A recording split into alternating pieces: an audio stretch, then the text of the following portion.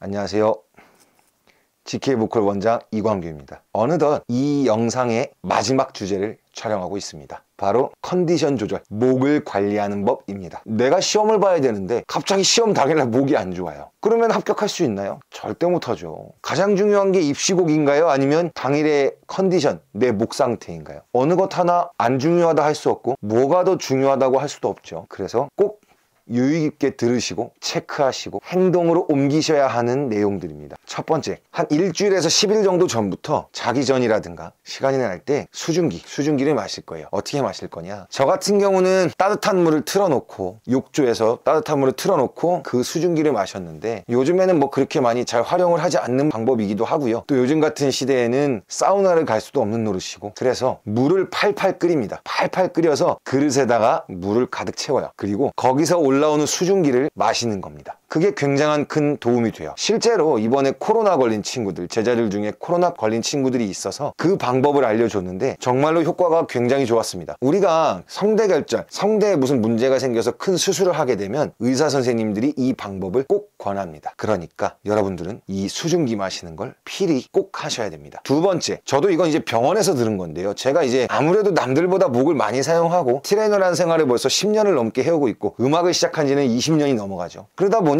목 상태가 좋을 수가 없습니다. 예전에 이 목 상태에 대해서 궁금해서, 목 관리를 어떻게 해야 되나 궁금해서 연대 세브란스 음성언어 후두 의학센터에서 진행하는 성대 수업을 8주 정도 들으면서 의학 수업을 이제 같이 참여해서 들었던 적이 있는데, 그때 당시에 제가 거기서 보고 배운 것들, 그리고 최근에 큰 이비인후과에 다녀오면서 들었던 것들, 그 안에 어느 정도 공통된 부분인데요. 옥수수 수염차입니다. 옥수수 수염차를 마시라고 말씀을 해주시더라고요. 저 이제 목을 봐주시는 용산에 있는 한 병원인데, 그 병원에서 선생님이 옥수수 수염차를 마셔라 라고 말씀을 해주셨어요. 그래서 실제로 저희 학원에 오시면 옥수수 수염차가 팩트로 갖다가 쭉 진열이 되어 있습니다. 목에 좋다 그러니까, 여기는 보컬 학원이니까 학생들의 목 관리도 당연히 해드려야 되니까 사놔야죠. 그 정도는 투자해야죠. 그럴 만큼 저는 그 선생님의 말씀을 신뢰하는 편입니다. 그래서 옥수수 수염차를 먹어라가 두 번째입니다. 세 번째, 비염을 관리하라. 이 비염이라는 게 한번 오기 시작하면 당일날 끝나는 경우도 있지만 보통 2, 3일 가요. 그럼 그 2, 3일 동안 목이 굉장히 스트레스를 많이 받습니다. 거기에 내가 입시를 준비하는 사람이라서 노래라든가 말을 많이 한다? 데미지는 더 커지겠죠. 그래서 이 비염을 조심해야 됩니다. 비염이 있을 때는 어떻게 해야 되느냐? 일단 첫 번째, 무조건 병원 가야죠. 저 같은 경우는 이비인후과보다 한의원에서 지어주는 가루약이 더 잘 맞았는데,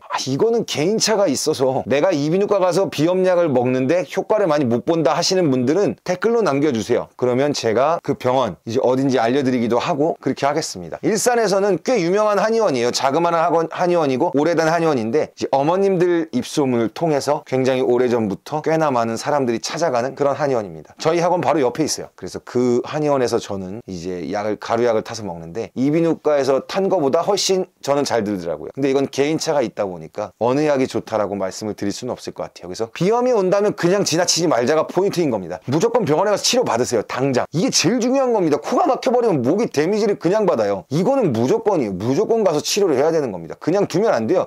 코 막힌 거 조금 있으면 없어지겠지 이렇게 생각했다간 분명히 시험에 지장을 줄 겁니다. 당장 행동으로 옮기셔서 병원 가서 치료 받으세요. 약이 안 통한다? 빨리 바꾸세요. 이걸 해결하는데 내 모든 걸 다 쏟아야 됩니다. 네 번째, 긴장에 의한 목 아픔이라는 게 있어요. 그런 거 있잖아요. 시험날만 되면 컨디션이 안 좋아요. 긴장으로 인한 컨디션 저하. 그럴 때는 어떤 게 좋냐면요, 아침에 일어나셔서 한 1시간, 2시간 먼저 일어나세요. 솔직히 잠도 많이 안 와요, 사실. 긴장해서. 그 정도의 긴장감으로 인한 스트레스를 받는 분이라면 잠도 잘 못 잡니다. 아침에 좀 일어나셔서 뛰세요. 가볍게 조깅하듯이. 안 뛰던 사람이라도 한 30분 뛰세요. 스트레스가 풀리게. 살살 뛰세요. 내가 만약에 무릎이 안 좋다, 발목이 안 좋다, 살살 뛰세요. 걸으면 안 됩니다. 꼭 뛰어야 돼요. 살살 뛰어야 돼요. 살살 뛰면서 내가 스트레스가 풀릴 때까지 컨디션 조절을 하는 겁니다. 이 컨디션 조절은 남이 해주지 않아요. 내가 해야 돼요. 내 컨디션은 내가 제일 잘하는 겁니다. 그렇기 때문에 내가 만약에 오늘 긴장감으로 인해서 잠도 못 잔 것 같고 찌뿌둥하고 못 일어나겠고 잠잔 것 같지도 않고, 그러면 뛰세요. 한 30분 정도 가볍게, 빠른 걸음보다는